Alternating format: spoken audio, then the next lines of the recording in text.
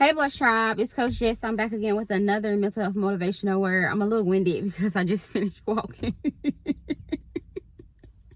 So y'all excuse me. I just finished getting in a couple of steps. And North Carolina weather is doing what it do. It's up and down. It's bipolar. It is back cold. In the evening it's hot. So you don't know how to dress. You in the morning be freezing. In the afternoon it be hot. So you be having to try to figure out that happy medium. But as I was out getting some steps in, I was actually thinking about you all, and I'm trying to get me something to put on my lips. But yeah, I was thinking about you all, and today I had to overcome like negativity.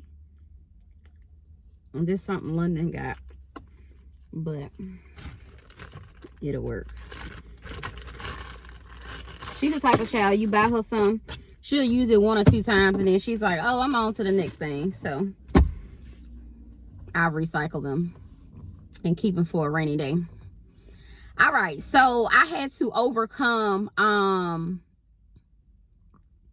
where, I was tested, where, other people do things in your environment, and it's a response to what they personally have going on. It has nothing to do with you. I learned something recently. It's called Q-tip, quit taking it personal. That's why it's really good to stay a student, continue to learn all you can learn, because you're going to need all the strategies. You're going to need all the willpower. You're going to need all the resiliency tools. You're going to need all the strategies and tools and tricks and shortcuts and assistance. You're going to need all the help. What God had you to do is so big, you're going to need all the help you can get, okay? So, as I was just paying attention to other people, I'm very observant, very aware, pay attention to details. Where at first, when I was like a real big talker, I would be just having fun, like living my best life. Like, when I was living my best life, I wasn't having a concern for other people. It was all about me. It was all about what was best for me. How could I get myself ahead? How could I worry about me and my family, me and my bank account, me and my little car, my little house, my little job, my little degree, whatever I was working on. It was all about me. I was just having a great time. I wasn't concerned about other people's issues.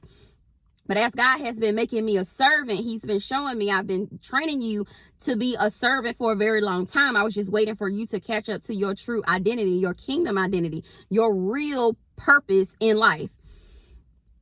So as I was paying more attention, I said, people do things and they don't realize that it is not attractive to other people. It doesn't draw people to them. It actually makes people see how sour they are. It makes people see why things go bad in their life.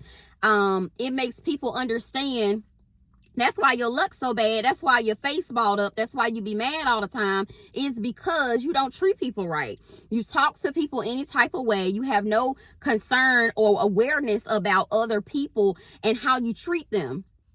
So as I just was paying attention and being vigilant, I understood that people do things because it's not about you. It's about them.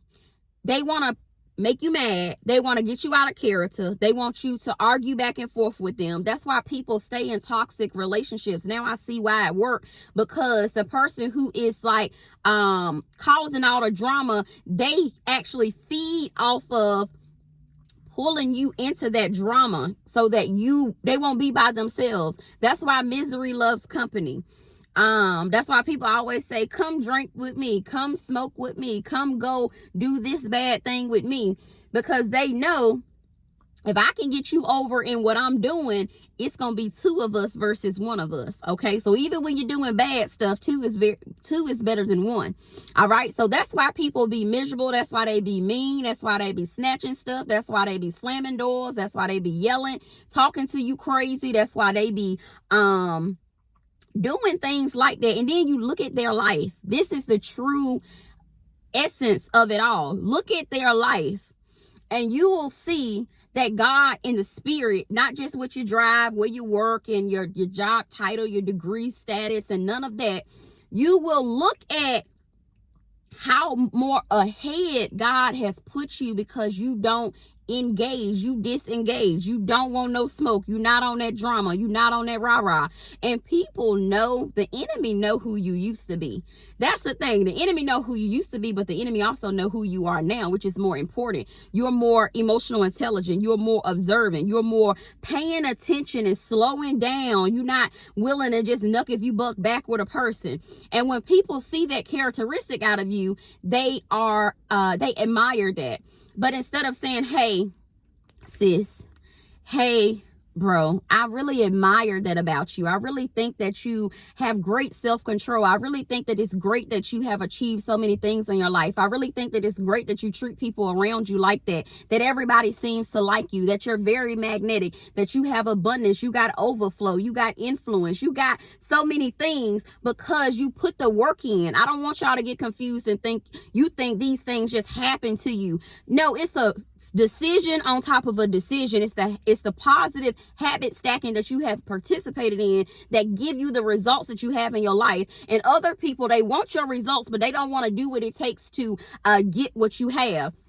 They want your results, but they don't want to keep their mouth closed between arguing with somebody that's on a low vibrational level, low intellectual level than them. They don't want to bite their tongue when they could tell somebody off. They don't want to stay up late. They don't want to sacrifice their sleep. They don't want to prioritize their finances. They don't want to pay their tithes. They don't want to spend time with their kids. They don't want to get rid of the toxic relationship. They don't want to be by themselves. They want all these things, but they don't want to do half the things that you do to get where you are. You're going to find out in this season that a lot of people, they admire you, but what they'll try to do is they'll try to minimize you. They'll try to make you feel small. They'll try to put their foot on your neck so that you can always stay in your place. But your daddy said he gave you a high place that no man walking this earth can take you from. He gave you a joy that no person, no matter what they say, no matter what they do, no matter how much they snatch, how much they yell, how much they scream, how much they slander and defame your character, they cannot take your joy. So your daddy sent me on this message while I was walking and getting my steps in and minding my good old business, okay? And keeping my mouth closed when the enemy try to set a trap. My daddy said, listen, do not feel like that what you have been doing has not been noticed. People notice. People know who you are. You may think you just getting away with it for a little while. You may think that, oh, you're insignificant. You may think that your little bitty influence, your little bitty hometown, but your daddy said he got the power, he got the magnification, and he know how to multiply to take you from little to a lot, okay? And it's not for your glory. It's not for you to say, oh, look at me. You treated me that way in this season. Now look at me. It's so that when people see you, they say, listen, I want to get like her. I want to get like him so that I can come inside my daddy's kingdom, so that I can become the person I'm desired to be. A lot of people, when you take the higher road, when you don't argue with them, when you hold your tongue, hold your peace, when you keep acting in excellence, keeping a smile on your face, keeping joy on your tongue, keeping a cheerful heart, keep praising the Lord, keep doing your whatever you do it excellent. Nobody can argue with excellence. That's one thing. People cannot argue with things that you have finished. People cannot argue with the numbers behind your name on your YouTube channel. People cannot argue with the numbers in your bank account. People can't argue all of the overflow that you can see, not only with your eyes, but in the spirit. People can't argue with that. They might get mad and stomp their feet and clap their hands and turn around and do a happy dance, but they cannot get mad. They can't argue with it. They can't be mad at what they can see. That's why God, that be the last thing that he let happen in your life. The last thing he let happen is for your influence to be seen. Because at that point, it's been finished. It's been finished 5 years ago. It's been finished 10 years ago. But once it comes to the natural realm, it's going to be so far gone that the people who knew your name, they're going to say, man, where I remember that person from? I used to work with that person. I used to date that person. Oh, I ordered some cookies from that person. Oh, that person made a garment for me. They're going to remember when your path crossed their path. And the main thing they're going to remember is how they treated you, how they treated a child of God when they were in the presence of that person. All right. Whew. So I'm going to go finish my the rest of my walk. I'm going to have me an amazing day. I want you guys to be encouraged. I want you guys to keep smiling. I want you guys to hold your shoulders back. I want you guys to keep getting your steps. I want you guys to keep getting that degree. I want you to keep eating healthy. I want you to keep loving on your husband, loving on your wife, loving on your kids, serving your daddy, being obedient, staying away from chickens and pigeons. And I want you to fly high as an eagle, okay? And when you see an eagle flying, it's so eloquent, it's so beauty, it's so magnificent. You take pictures of it. That's how people are when they're in your presence. It's a beauty. It's something they cannot deny. And the enemy will come back later and apologize for the way that they treated you, okay? I gotta go. I love y'all. Y'all have a blessed and prosperous day. I'll be back soon giving you guys another mental health motivational word. I love you. I love you. I love you. Have a great day.